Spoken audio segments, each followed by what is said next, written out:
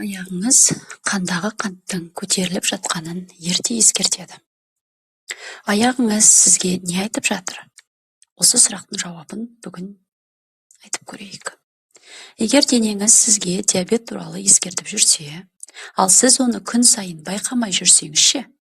Егер қандағы қанттың қауіпті деңгейге көтерілгенінің алғашқы белгілері қан талдауынан емес, дәл қазір аяғыңызда көрініп тұрса ше?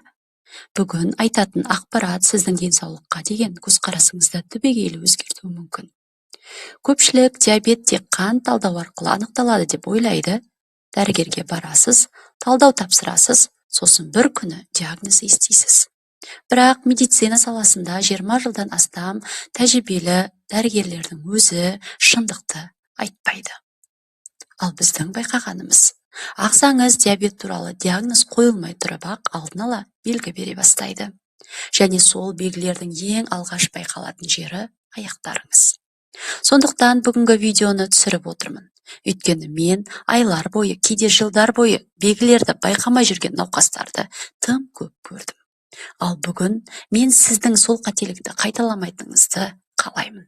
Сол үшін бүгінгі видео ақпараттық мақсатта жасалған.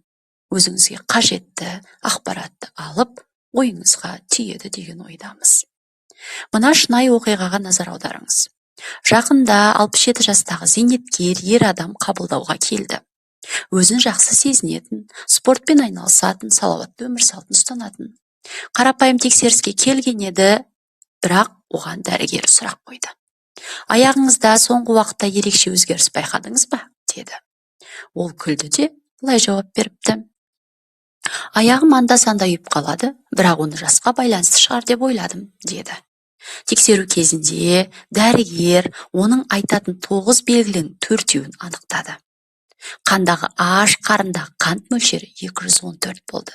Оған екінші типті диабет диагнозы қойылды. Ал бұл аурумен кемінде 2 жыл бойы өмір сүріп келген. Өзі байқамаған. Міне, диабет осылай үнсіз дамиды және басталады. Олай болса, номері бірінші белгі аяқтың ұюы немесе шаншуы. Бұл ең жиі еленбейтін белгі. Көп адам аяғым жай ғана үйіп қалды деп ойлайды, бірақ егер бұл жиі қайталанса, назар аударыңыз.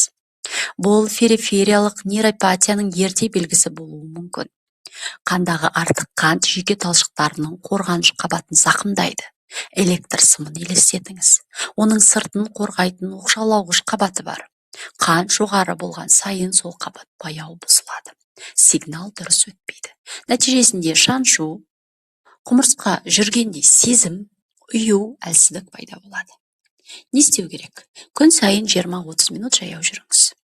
Екінші белгі, түнде табанның күйіп жану сезімі. Егер түнде аяғыңыз оттай жанып тұрса, бұған мән беріңіз. Бұл диабеттік жүйке зақымдауының белгісі болуы мүмкін. Зақымдалған жүйкелер миға жалған сигнал жібереді. Ми оны күйіп жатқандай қабылдайды. Бұл ұйқыны бұзады. Ұйқы бұзылса, стресс гормондары көтеріледі. Ал бұл қандағы қантты одан әрі арттырады. Не көмектеседі? Көбірек су ішу, кешке тәттіден бас тарту, талшыққа бай тағам жеу. Үшінші белгі жараның баяу жазылуы. Кішкентай ғана жара, кішкентай ғана күлдіреуік, бірақ бірнеше апта өтсе де жазылмай қойды. Неге? Өйткені жоғары қан тамырларын зақымдайды. Оттегі мен қоректік заттар жараға жетпейді, соның салдарынан жара ұзақ жазылады. Бұл диабеттік ойық жараға айналуы мүмкін. Не істеу керек? Күн сайын аяғыңызды тексеріп жүріңіз. Төртінші белгі аяқ түсі қоюлануы. Егер тобық маңындағы тері қызарса, көгерсе, қарая бастаса, бұл қан айналым бұзылғанын көрсетуі мүмкін. Тері оттегі жетіспеген кезде түсін өзгертеді.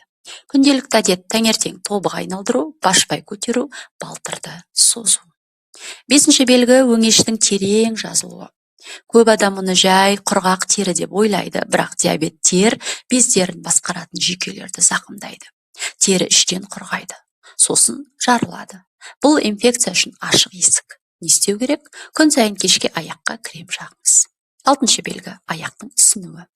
Егер кешке шұлық ізі терең қалса, сақ болыңыз. Бұл бүйрек жұмысының бұзылғанын көрсетуі мүмкін. Диабет бүйрекке кеш түсіреді, ал бүйрек сұйықтықты реттейді. Не көмектеседі? Тұзды азайту, аяқты жоғары көтеріп демалу. 7-ші белгі шаншып ауырту.